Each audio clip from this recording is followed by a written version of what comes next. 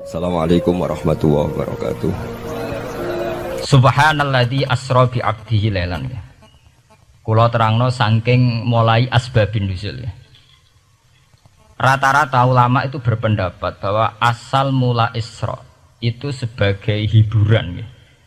Hiburan dari Tuhan, Allah nyukani pelipur larang niku saat Nabi ngalami dua kesusahan. Itu periode Mekah itu periode tersulit Nabi karena beliau itu sudah minoritas. Minoritas, kaum minoritas kecil, miskin, terus pendukungnya tidak ada. Satu-satunya yang menggaransi, yang menjamin Nabi tidak dibunuh itu karena beliau dilindungi oleh sinten pamanipun, gini sinten Abu Thalib. Dan termasuk lagi secara kasta sosial ekonomi beliau tinggi karena punya istri yang saudagar kaya. Gini ku Sayyidah Khadijah. Tapi ternyata orang yang selama ini benar-benar di belakang Nabi, baik secara materi maupun moral, sing entek-entekan berjuang, ternyata wafat. Khadijah Abu Thalib wafat. Terus dikenal tahun itu tahun Amul Husni, tahun kesusahan. Sudah gitu niki sing termasuk ilmiah. Sudah gitu secara ilmiah psikologis kejiwaan Nabi terguncang. Niki rungokno tenan niki ngaji terguncang itu karena secara mitos keyakinane tiang Arab niku pun kadung kedikte embek keyakinan yang ditanamkan ulama-ulama Yahudi dan Nasrani. Nggih, kula baleni malih nggih. Kafir Mekah itu orang-orang bodoh, orang-orang enggak terpelajar. Mereka itu punya satu mitos, satu keyakinan yang ditanamkan oleh tokoh-tokoh intelektual Yahudi maupun Nasrani. Apa keyakinan itu? Bahwa kenabian itu yang paling mungkin kalau orang itu dari turunan Bani Israel. Orang mungkin Nabi kok ora turunane wong Yahudi atau wong Nasrani. Sehingga ketika Nabi mendakwahkan diri sebagai Nabi, mereka bilang antakulu innama unzilal kitabu ala ta'ifataini min qablina. Nak jenenge wahyu harus tidak jauh-jauh sangka turunan-turunan Yahudi. Sebab itu banyak cerita di Quran, cerita konsultasi tiang kafir Mekah pada tokoh-tokoh Yahudi. Setelah konsultasi ya disesatkan. Orang mungkin Nabi kok nemu ummiyin, mung bintuk-bintuk untuk napa? Wahyu. Padha-padha dadi nabi rak kita, orang Muhammad. Ini kalau cerita sejarah. Sehingga saat Nabi ngaku Nabi, niku kayak sudah jadi mitos. Nabi itu tidak boleh jauh-jauh dari Palestina. Karena Nabi Ibrahim orang Palestina, Nabi Isa orang Palestina, Yahya Zakaria juga orang Palestina, Nabi Musa juga orang Palestina. Semuanya itu tidak jauh-jauh dari komunitas Baitul Aqsa. Ini ku masjid Baitul Maqdis atau Baitul Muqaddas. Lah itu wong kafir pinter, saking kepengen nyudutno Nabi Muhammad itu sampai Nabi mesti ning Palestina, ya mesti roh cerita-ceritane Nabi ning Palestina. Ya aku apa tau roh Palestina? Setelah kau detail-detail, nak kau pancen roh itu pintu masjid ning Palestina Baitul Aqsa jumlahnya piro, terus madhepe ning ndi wae. Jadi bahwa Nabi ngeklaim diri sebagai Nabi yang bisa membaca malakutas samawati, baca alam-alam gaib, niku dites nak iso tenan. Saiki aku takok jumlah pintu Baitul Maqdis piro. Niki peringatan kangge santri-santri bahwa semua Nabi itu di luar dites fisik. Artinya zaman Nabi sholat ning masjid kayak teletong unta terus disiksa Abu Jahal itu hanya ujian-ujian fisik. Tapi di luar itu sebetulnya Nabi juga mengalami ujian-ujian intelektual. Ya kayak cerita-cerita di hadis sahih, Nabi itu sering didatangi orang Yahudi ditanya, "Mat, saya punya 5 pertanyaan. Yang tahu itu hanya Nabi. Kalau kamu bisa jawab ya Nabi, kalau enggak ya tidak Nabi." Termasuk takokane, apa pertama yang dimakan ahli jannah saat masuk surga? Takokane aneh-aneh. Terus kenapa anak itu kok kadang mirip bapaknya, mirip ibunya? So, takok aneh-aneh. Dan itu berlanjut terus sampai Nabi di periode Madinah. Nah sebab itu Nabi itu secara intelektual itu diasah Tuhan lewat proses Isra, di mana Nabi saat itu secara fasih bisa menjawab jumlah pintu Masjid Aqsa sekian. Perilaku Nabi Musa begini, wajahnya Nabi Musa begini, wajahnya Nabi Ibrahim begini. Sampai di hati-hati sahih Nabi bisa menjelaskan detail. Nabi Musa itu rambutnya kayak ini, wajahnya kayak ini, ada mutiwal. Itu detail sekali Nabi. Sebab itu di sini diterangkan oleh Imam Suyuti, peristiwa Isra adalah peristiwa di mana Nabi berjumpa para sinten Nabi. Itu asal usulnya kenapa? Karena sudah kayak menjadi mitos, Nabi itu tidak boleh jauh-jauh dari tradisi Yahudi, tradisi Palestina. Paham ben sampean roh asal usulnya. Tapi kemudian asal usul itu sebetulnya hanya sementara, hanya permainan politik. Mau sampean ben roh sejarah, permainan politik, manipulasi politik. Sebetulnya Nabi itu ya tidak jauh-jauh dari beliau adalah keturunan Israel. Israel itu bukan menunjuk sebuah negara loh, sampean pun salah paham. Israel dalam bahasa Quran itu menunjuk auladi Yakub. Israel menjadi negara kan baru kemarin setelah diberi kemerdekaan Inggris, paham ya? Israel sebagai negara kan baru apa? Kemarin. Sehingga istilah Israel di Quran maupun di hadis adalah menunjuk auladi Yakub. So intinya di antara anak Nabi Yakub ana jenenge Yahuda. Yahuda di turunan-turunan niku mimbani Yahuda niku diarani bani napa? Israel. Ternyata setelah dirunut Nabi Muhammad itu tidak beda jauh dengan keluarga Israel. Karena Nabi adalah turunannya Nabi sinten Ibrahim. Nabi Ibrahim niku gada putra kalih sing gada turunan gini ku Ishak kalian Ismail. Ismail kalian Nabi Ibrahim disalap teng Mekah. Gini ku sing disebut Quran inni askantu min dzurriyyati biwatin ghairi dzar'in inda baitikal muharram. Terus saking Nabi Ismail nurun-nurun ngantos Sayyid Adnan. Ya, mulane nak teng berjanji disebut wa adnanu bila raibin intadzawil ulumin nasabiyah ila dzabihi Ismail nisbatuhu wa muntama. Secara teori ilmu nasab Sayyid Adnan jelas-jelas wa adnanu bila raibin intadzawil ulumin nasabiyah ila dzabihi Ismail nisbatuhu wa muntama. Tapi yang menjadi masalah, yaitu tadi saya sudah bilang, seakan-akan Nabi Muhammad itu orang yang benar-benar berbeda dari dinasti itu, dari keturunan itu. Karena orang Yahudi, orang kafir Mekah di kepentingan menggagalkan kenabian Muhammad, sehingga dilecehno Muhammad bin Abi Kabsah. Oh Muhammad yang cilik di rumah tukang angan wedes.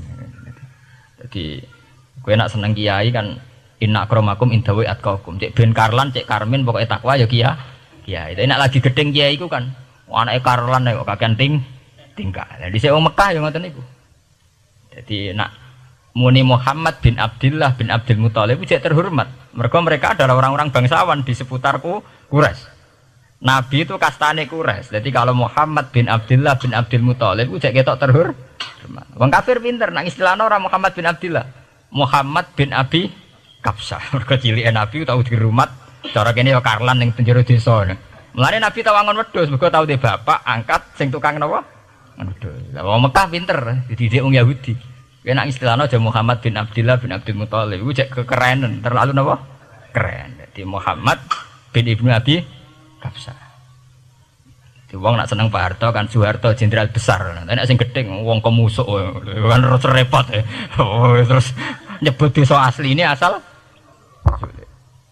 nak seneng bupati ya jadi bupati orang nomor 1 di Bojonegoro nak gedeng golekno asal usule. Sing ngoten mun sunatullah mulai riyen sampai kiamat ya.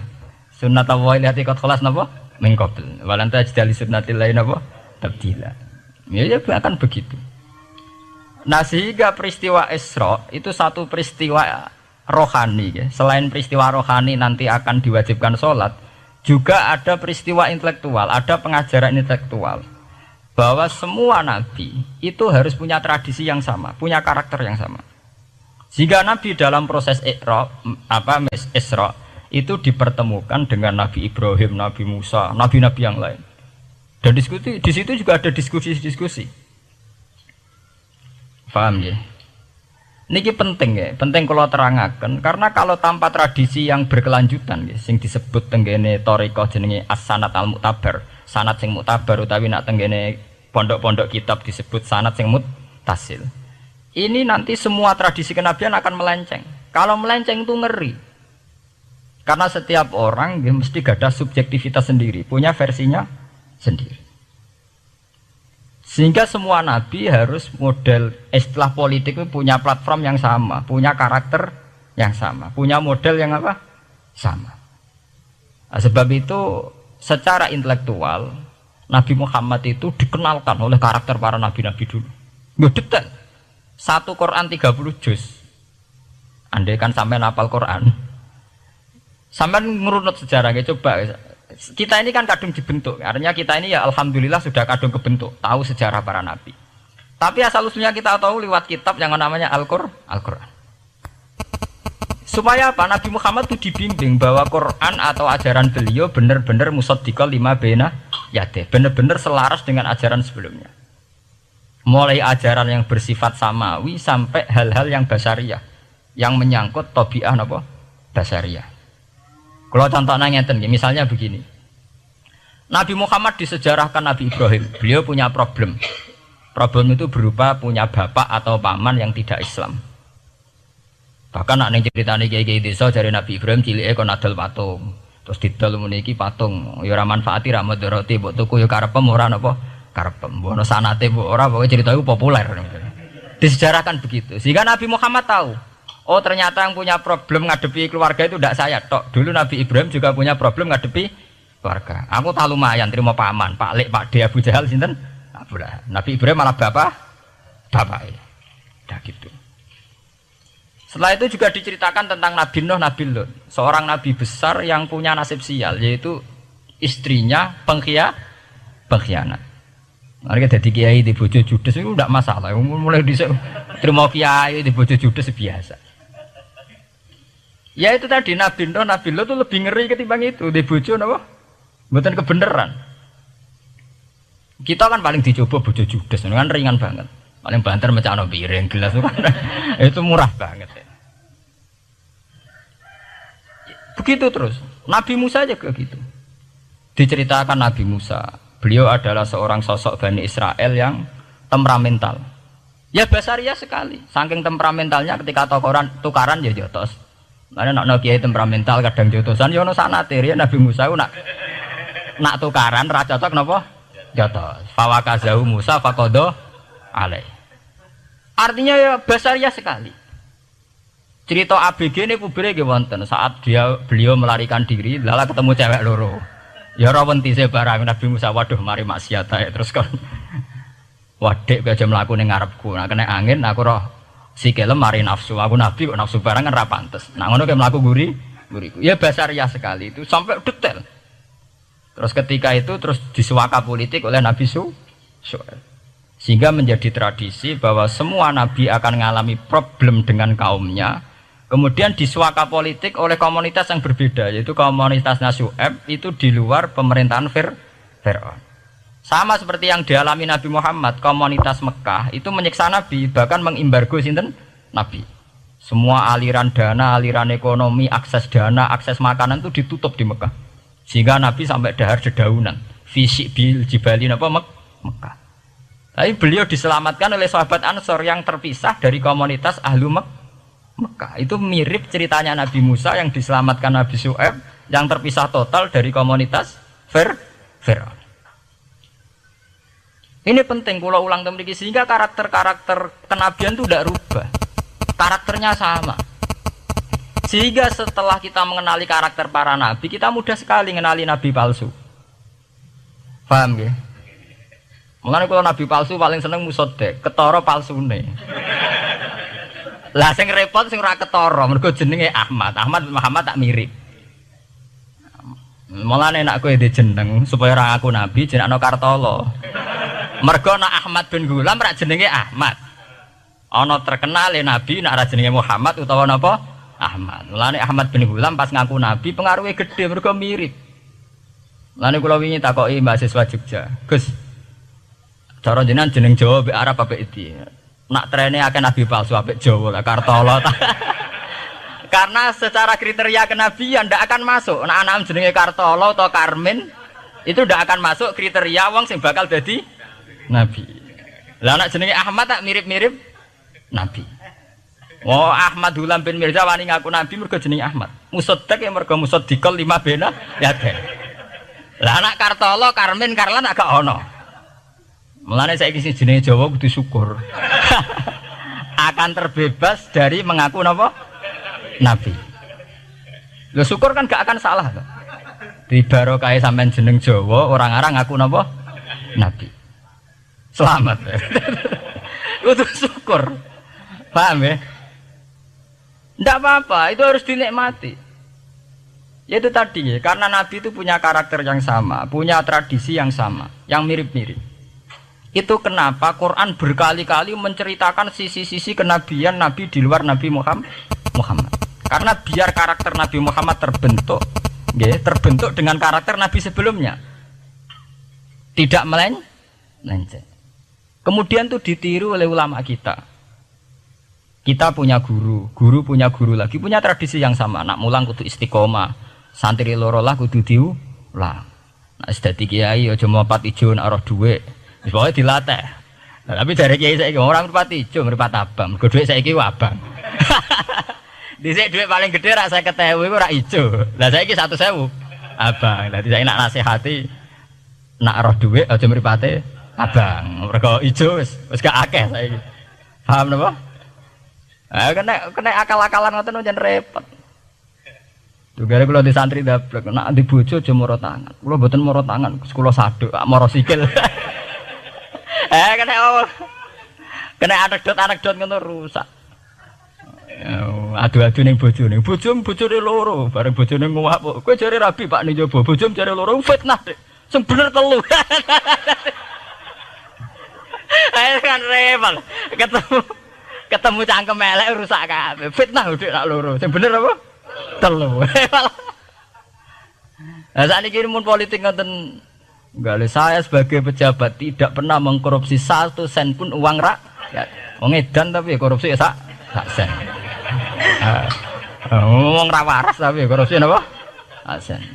Ngono miliaran tok. Korupsi napa? Sak sen. Ya mesti ae. Geneman. Ayo, jadi zaman akhir itu kayak zaman dhisik, kayak Abu Nawas kabeh. Jadi apa-apa niku mun mboten karu-karuan. Mun ya. Wah itu permainan kata begitu niki kula penting kula terangaken nggih. Saya sebagai ahlul Quran, orang yang banyak baca Quran nggih. Itu kita akan tahu betul betapa parahnya nggih atau akibat negatifnya dari permainan kata itu. Dan itu dilegalkan Quran, disahkan Quran dalam beberapa ayat. Yaqulu apa yuriduna ayutfi'u nurallahi bi afwahihim. Orang-orang Yahudi, Nasrani, kafir Mekah itu ingin sekali membunuh Islam lewat permainan kata bi afwahihim. Yaitu tadi misalnya kalau Muhammad bin Abdullah bin Abdul Muthalib itu kelihatan keren karena masih Bani Quraisy. Tapi kalau diistilahkan Muhammad bin Abi Kabsah, wah Muhammad sing anake Karlan iku ora ummiyin. Balik dadi wong alim terus diistilahno bapakmu sing cilike iku angon wedhus. Terus repot terus ajur kah? Kabeh. Itu biafwahihim. Efektivitas biafwahihim itu sampai tenggene Tarikhus Suyuti wonten keterangan wa min dzalika irtadda jam'un minas sahabah. Dari permainan kata yang ditanamkan orang Yahudi itu sampai banyak sahabat yang murtad. Istilahnya itu jam'un minas sahabah. Meskipun setelah murtad itu ya divonis tidak sahabat. Misalnya menyangkut nasa mansuh. Orang Yahudi pinter, du'afaul muslimin, orang-orang muslim yang imannya masih lemah. Delok le nabimu, wong kok pelin-pelane ngono. Dhisik Ka'bah madhep Baitul Maqdis. Iku wis bener iku, mergo kiblate Nabi Musa. Nabi-nabi dhisik kiblate Baitul Maqdis. Nah, saiki gara-gara dekne kangen keluargane manjen dekne cak Mekah, saiki kangen Mekah. Terus kon manggon omahe buyut-buyute. Dadi saiki kiblat dihadepno omahe buyut-buyute. Kangen-kangene dhewe tunggu urusan kiblat jare. Jadi pas Nabi itu masih di Medina. 16 bulan Nabi salate madhep Baitul Maqdis. Suatu saat tok wahyu falan walliyana kiblatan tarduha. Fawalli wajhaka satral Masjidil Haram. Sakniki kan madhep teng Mekah. Sajane iki normal saja. Artinya normal ya normal. Tapi orang Yahudi memanipulasi bahwa itu fakta bahwa Muhammad itu memimpin agama dengan cara tradisinya sendiri. Mergo dekne kangen keluargane ra iso muleh. Terus salat madhep daerahe dhewe, nggo pelipur lar. Ya jare sahabat sing hafal muslimin diangen-angen ya iya. Nah niki kula peringatan tentang santri-santri ya. Sebab itu kalau sampean jadi kiai itu santri harus punya wawasan intelektual yang luas. Semenjak itu Quran mewahyukan secara nalar sejarah. Ya niku sing disebut ayat inna awwala baiti wudi'a lin-nasi lalladzi bi Bakkata mubaraka wa hudal lil alamin fihi ayatum bayyinatum maqamun apa Ibrahim. Akhirnya Nabi Muhammad nantang ning tokoh-tokoh Yahudi. Apa salahnya saya punya dua kiblat? Baitul Maqdis adalah kiblatul anbiya karena dulu Nabi Musa di situ, Nabi Isa di situ. Sekarang saya menghadap ke kiblat yang lain karena itu kiblatul Ibrahim dan dia lebih senior. Lebih apa? Senior. Sebelum ada Baitul Maqdis itu sudah ada Mekah. Mekah lebih senior, lebih tua. Terus disebut fihi ayatum bayyinatum maqamun apa? Ibrahim. Nabi Musa, Isa adalah periode setelah Ibrahim. Sebab itu akhirnya semenjak perdebatan itu orang Islam bangga. Makanya sampean kalau ngaji hadis-hadis sahabat itu bangga. Ana mimman sholla ilal qiblaten, ya. Ana mimman sholla ilal qiblaten. Aku termasuk sahabat yang menangi dua kiblat. Mergo zaman madhep Baitul Maqdis ya kiblatul anbiya, madhep Mekah nggih kiblatul anbiya. Artinya apa? Perdebatan ini dimenangkan oleh Nabi Muhammad bukan karena mitos atau kultus atau taklid buta, tapi memang secara sejarah kiblat tertua adalah Mekah. Ini disebut inna awala baiti wudi'a lin-nasi lalladzi napa bi Bakkata mubaraka wa hudalil alamin fihi ayatum bayyinatum maqamun apa Ibrahim. Artinya Quran tidak pakai teori mitos. Pokoknya Nabi ini saiki aku ya terserah aku, itu tidak begitu. Paham ya? Tapi diterangkan secara kesejarahan bahwa asal usul Mekah jadi kiblat itu rasional sekali. Bukan karena Nabi orang Mekah mboten, memang dulu-dulunya Nabi Ibrahim berkiblat di situ. Jika Quran jawab inna awwala baiti wudi'a lin-nasi lalladzi bi Bakkata mubaraka wa hudal lil alamin. Terus kula bolak-balik masalah Isra ya.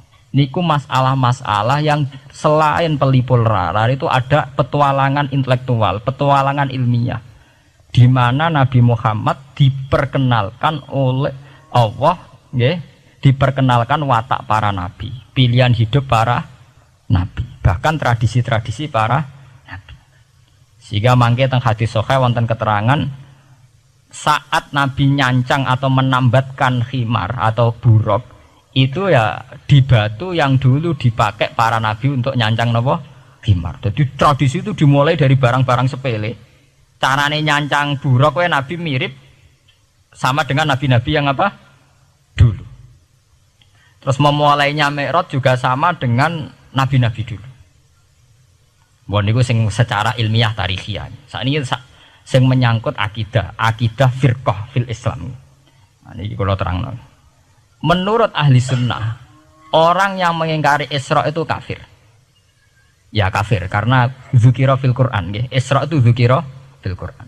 Makanya tadi saya jarang sekali pakai bahasa Mi'raj. Ya, tapi nak teng Indonesia kadung menang, merjep peristiwa Isra dan apa? Mi'raj. Pokoknya bahasa kadung salah, kadung menangan ya menangan. Kadung istilah Isra dan apa? Mi'raj. Sebetulnya yang disepakati ulama itu hanya Isra. Artinya yang memungkiri Isra itu kafir karena dzikra fil Quran. Lah kemudian Mi'raj menurut keyakinan ahli sunnah itu terjadi. Setelah terjadi itu masalahnya biruhi wa jasadihi jami'an ma'an atau biruhi faqat. Nah, kemudian menjadi firqah-firqah yang macam-macam. Ada yang meyakini biruhi wa jasadi, ada yang meyakini biruhi napa faqat. Sampeyan kalau ngaji Al-Kawakibul Lama'ah karangannya Mbah Fadl atau kitab-kitab panduan ahli sunnah yang disahkan oleh NU. NU dulu pas musyawarah besar di Jemang yang dipakai panduan itu dulu yang disahkan itu Al-Kawakibul Lama'ah yang dikarang Mbah Fadl. Itu memang kita termasuk ngikuti yang biruhi wajah seti. Tapi sebetulnya dalam kelompok yang biruhi fakot itu ada orang keren di dalam dunia ilmiah. Ini termasuk Aisyah meyakini biruhi fakot. Ya, tapi itu sudah masalah-masalah kemudian berkembang menjadi di luar masalah firqah, terus menjadi masalah said, masalah pengetahuan. Kalau masalah pengetahuan tentu kita ini terus masalah kan, artinya masalah itu kalau iman diukur dengan akal ya kadang tidak sambung. Wah itu mokal, orang dengan kecepatan sekian pasti hancur. Dan agama ukur akal terus ya repot. Wong dipendem sudah dibalung ya dibalung, dibakas tangi barang. Jadi sing disoal ora mek rotok kabeh napa? Disoal. Manjen masalah manusia itu masalah-masalah sing ya begitu. Oke. Mbon niku mboten penting. Nah, itu terus kemudian menjadi firqah. Terus kemudian ada hadis-hadis yang menerangkan proses Nabi dialek dengan para nabi. Kayak ketemu Nabi Musa, Nabi Ibrahim, terus Nabi Idris, Nabi Isa, Nabi Musa. Itu terus diterangkan di hadis-hadis sahih. Ini kalau balik tentang keterangan wau, sebetulnya pertemuan-pertemuan ini itu dimaksudkan Nabi biar punya tradisi yang sama dengan nabi-nabi sebelumnya. Karena ini penting ya. Sama nek sira rasane dadi kiai. Niku kroso banget. Misalnya kita ya. Kita akan dididik ala pesantren misalnya. Kita punya kiai-kiai yang punya tradisi. Misalnya nak rawong nakal, wong minum astagfirullahaladzim, wong kok ngono kan gitu. Ya hanya begitu. Sehingga wis kaya identik angger kiai NU atau amalia NU iku rawani naboki wong sing nyabu. Ya rawani nyaduki wong sing lagi minum. Kemudian itu dianggap satu kekurangan atau apa, walhasil kemudian lahir kayak FPI, orang yang tidak menerima metode itu.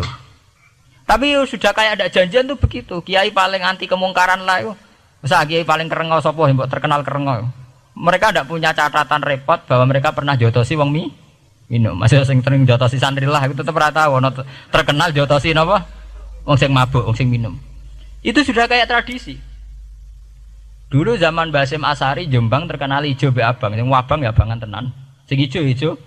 Tapi tidak ada catatan sejarah kiai jotosan be pemabuk. Ya memang kayak kita sudah punya tradisi nak roh kemungkaran itu menang kalah itu lewat proses bil hikmati wal mau'izatil hasanah. Kita ini kayak punya tradisi nak roh kemungkaran milih model Nabi wa mahdi qaumi fa innahum la ya'lam. Itu ya kayak ada janjian begitu. Meskipun kita sebagai orang alim ya tahu nahi mungkar itu wajib. Nahi mungkar itu begini-begini, tapi ya praktek kita tidak pernah begitu. Kalau di Timur Tengah kebalikan. Mana ada terima karuan wong nakal. Podo soleh beda aliran halal dibunuh. Sehingga wong Sunni yo ngalalo daerah wong Syiah nggih ngalalo daerah napa? Wong Sunni. Ya sudah kayak tradisi. Sampai nak maca kitab fikih khas Arab. Mau biasa muni wong ngene iku muhaddarun damu. Padahal ya wong soleh, wong Islam di mazhab apa ini disebut darun apa? Damu. Sehingga kita itu tadi, kita punya tradisi. Saya tuh kalau sedang tahajud, matehai para wali-wali songo atau apa, itu yang terpikir di saya itu hanya satu. Agama Islam itu lahir lewat Quran dan hadis. Tapi kemudian tahu-tahu tetap berimprovisasi, berkembang sesuai tokoh yang membawa. Sampai kalau melihat Islam di India dulu sampai perang besar-besaran, kemudian zaman Abul A'la Al-Maududi, zaman periode Muhammad Iqbal, sampai India pecah, kemudian jadi Pakistan yang bernegara apa? Islam, karena banyak konseptor Islam yang tidak setuju negara sekuler. Akhirnya mereka misah jadi negara Islam Pakistan. Kemudian Timur Tengah juga begitu. Karena Timur Tengah sudah Islam semua, masalahnya itu diislamkan ala Sunni atau ala Syiah. Iran menjelma sebagai aliran Syiah. Yang Sunni dianggap sesat, halal darah. Irak zaman Saddam Hussein pemerintahan Sunni. Sing Syiah dibantai, sehingga wong Kurdi do mati. Era Saddam keok gentenan Saddam sing dibantai. Makanya kalau saya ngaji di Jogja, seminar di Jogja bilang, kita ini harus bersyukur. Kita ini punya tradisi konflik yang terbaik di dunia. Enggak, kita ini punya tradisi konflik yang terbaik di dunia. Sampai nak Isra Ikhwanil Muslimin teng Mesir, Badan Intelijen Nasional atau Badan Stabilitas Nasional, Bakor Setanas atau itu harus terima kasih sama tradisi tokoh-tokoh Islam di Indonesia. Lepas dari kita setuju tidak setuju itu terserah. Tapi kita punya tradisi konflik yang paling baik di dunia. Kurang bencinya Gus Dur sama FPI atau FPI sama Gus Dur. Paling mereka ya adu statement di depan wartawan. Itu bagus sekali. Cara nang Arab wis tembak-tembakan. Kita punya sejarah. Secara pesantren saya itu punya sejarah panjang. Zaman Mbah Imam beda dengan Mbah Zubair, zaman Kiai Memun beda dengan Kiai yang lain. Paling adu statement saat ada tamu itu paling bagus. Kita punya tradisi konflik paling bagus di dunia. Kayak apa mangkalnya orang NU saat Gus Dur diimpis, dipecat. Tapi habis itu ya sering seminar ketemu Amin Rais. Ya mereka adu polemik, ini tidak konstitusional, ini apa. Gus Dur nggak jurus dekret. Sing sitok nggak jurus sidang mewah, nah, kurang serem sidang istimewa dilawan sidang luar biasa. Pokoknya agak istilah sing serem-serem. Tapi tidak saling bunuh loh, sampean harus syukur loh. Selama ini orang awam sering bilang, loh kiai kok tukaran. Sampean bandingkan di Timur Tengah, jenenge tukaran mesti tahdirudam. Para polisi, para badan intelijen, para yang menjaga stabilitas negara ini harus terima kasih sama tradisi tokoh-tokoh Indonesia. Yang namanya di Mesir, di Irak, di mana-mana jenenge tukaran mesti melibatkan pertumpahan darah. Saat Arab Saudi jadi Wahabi itu besar-besaran itu. Pembunuhan apa pengusiran orang-orang Sunni. Tapi di Indonesia enggak. Desi anarkis. Paling itu tadi adu polemik. MLB dilawan MLB itu masih keren sekali, tidak apa-apa. Itu lebih baik ketimbang adu jotos atau adu hizib lah. Itu masih bagus. Nenda ini sampean biar paham, biar syukur jadi bangsa Indonesia. Kita punya tradisi konflik yang baik. Sama nak setelah peristiwa teng Irak, teng Sudan, teng Khartoum, teng Darfur, itu kan orang Islam semua. Gara-gara beda mazhab saling bunuh. Di Mesir ya gitu, Ikhwanul Muslimin dengan pemerintah dan sebagainya. Hatta saya sebesar Sayyid Qutb, sing tokoh populer mohon kabudute boten jelas. Di Indonesia bagus sekali. Kita menangi zaman secara sejarah, kita menangi bedanya dulu Ahmad Hasan dengan tokoh-tokoh NU. Kulo nu menangi secara sejarah sering baca. Terus zaman anyar-anyarane NU asas tunggal, bedanya Gus Dur dengan Kiai As'ad. Sak mangke bedane PKB dua versi. Mereka menyelesaikan secara beradab. Lewat pengadilan, kok pengadilan kalah lewat MA, beradab sekali. Kita harus bersyukur. Dibanding penyelesaian konflik kayak di Irak, kemudian ngundang Amerika, akhirnya sekarang kacau balu. Di Timor Leste yang latihan bikin Ramos Hurta disuduk, Indonesia paling banter ngobong fotonya SBC. Ya masih terhormat lah, masih artinya masih beretika. Kita harus syukur punya bangsa yang beradab. Wong ras tujuan antar kiai ya rasan-rasanan. Kiai kok ngono, sing tok kiai kok ngono. Engko sing kiai tengah-tengah ayo ono sing ngono ono sing ngene dadi. Sing ra melok-melok biasanya terus milih amane, ya ono sing ngono ono sing ngene.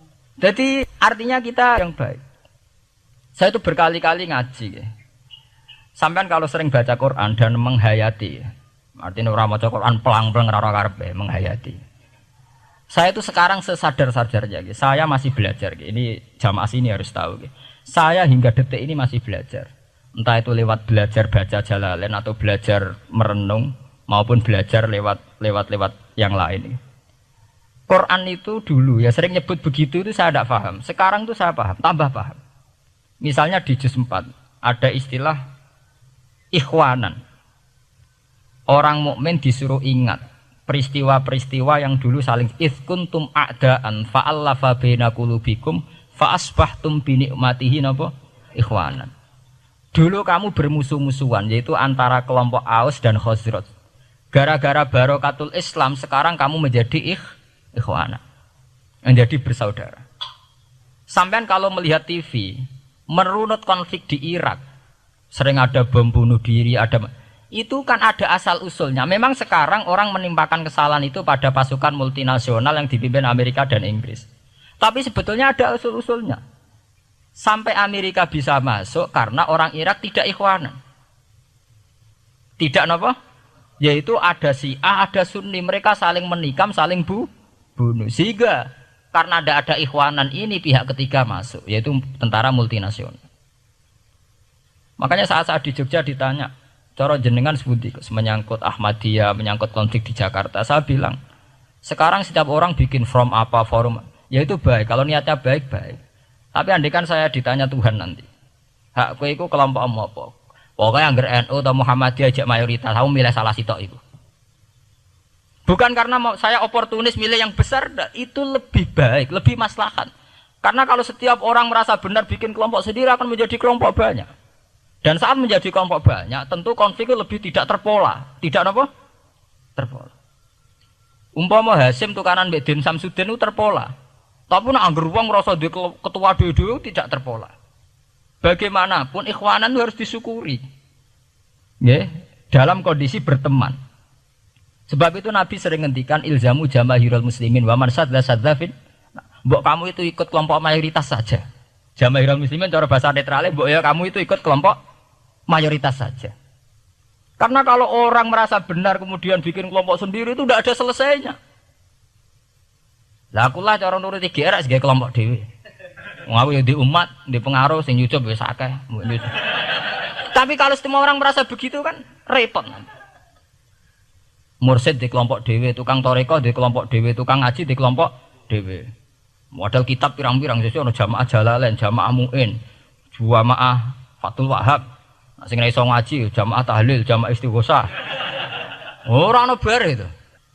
Saya tuh kalau ditanya di Jogja, meskipun saya kritis, artinya kritis itu mungkin terhadap satu fenomena kita tidak setuju atau Muhammadiyah dalam banyak hal atau satu dua hal. Itu tidak menjadi alasan kita untuk tidak mengikuti mainstream. Karena kalau mainstream ini dilanggar, itu kita tidak akan ikhwanan.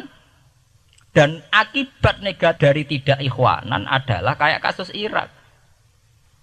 Iran itu kenapa tidak mudah diserang Amerika padahal punya nuklir? Karena mereka seragam Syiah semua. Itu lebih gampang, lebih susah. Lawan itu apa?